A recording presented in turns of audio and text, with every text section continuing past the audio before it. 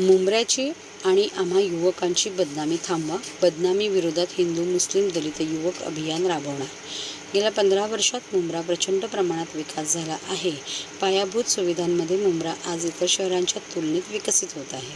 तरी काही ठराविक लोकांकडून मुंब्राला बदनाम केले जात आहे. या बदनामी विरोधात मुंब्रा कौसा परिसरातील युवक एकवटले असून ही बदनामी आम्ही सहन करणार नसून त्याविरोधात आम्ही अभियान राबवणार आहोत. येथे असे मुंब्रा येथील हिंदू मुस्लिम दलित युवक युवतींनी पत्रकार परिषद घेऊन सांगितले. मुंब्रा कौसा भागाला दहशतवादी म्हणत असल्याची टीका सध्या मोठ्या प्रमाणात केली जात आहे.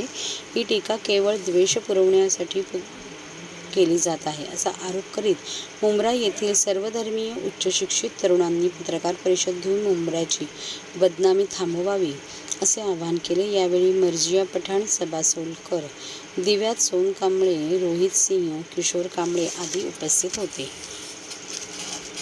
मर्जिया पठाण यांनी सांगितले की 15 वर्षापूर्वी ज्या घटना घडल्या होत्या त्या घटनांचा आधार घेऊन मुंब्र्याला बदनाम केले जात आहे. गेल्या 15 वर्षात मुंब्रा येथे कोणत्या प्रकारची सामाजिक अशांतता निर्माण होईल अशी घटना घडली आहे का?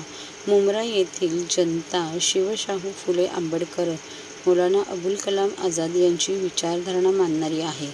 ईद ए मिलाद आणि गणेशोत्सव एकत्र साजरा करणारा येथील समाज आहे.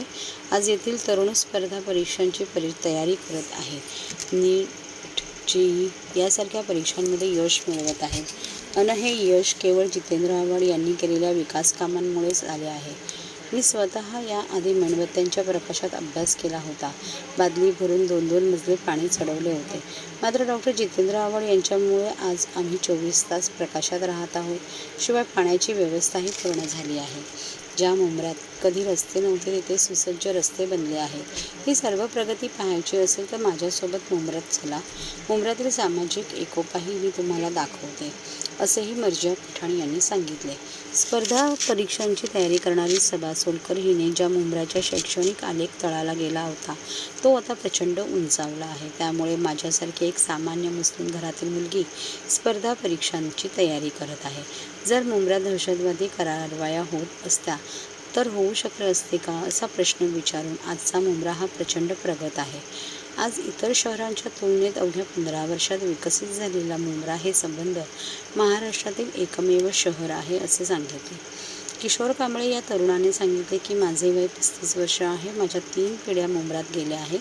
माझे आजोबा येथे राहण्यास आले होते तेव्हा कधीच असा प्रसार कोणी केला नव्हता.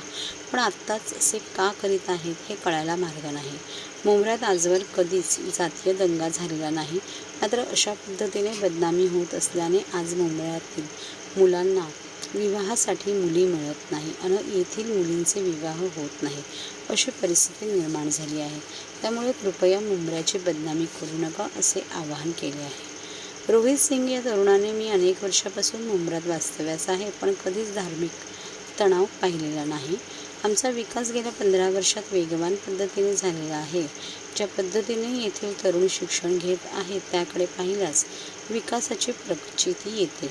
पण मुंब्र्याची केली जाणारी बदनामी म्हणजे युवकांची बदनामी आहे आणि ही बदनामी थांबवण्यासाठी आम्ही अभियान सुरू करणार आहोत असे सांगितले. आणि एज्युकेशनचा ग्राफ मुंब्राचा असा गेलेला आहे.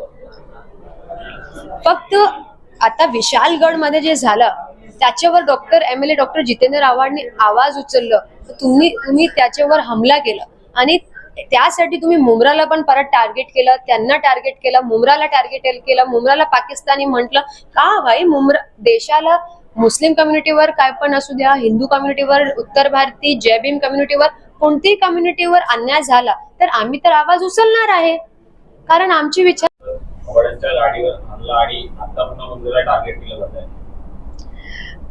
तुम्ही बघा आता लोकसभा इलेक्शन जेव्हा होता तेव्हा पण कालव्या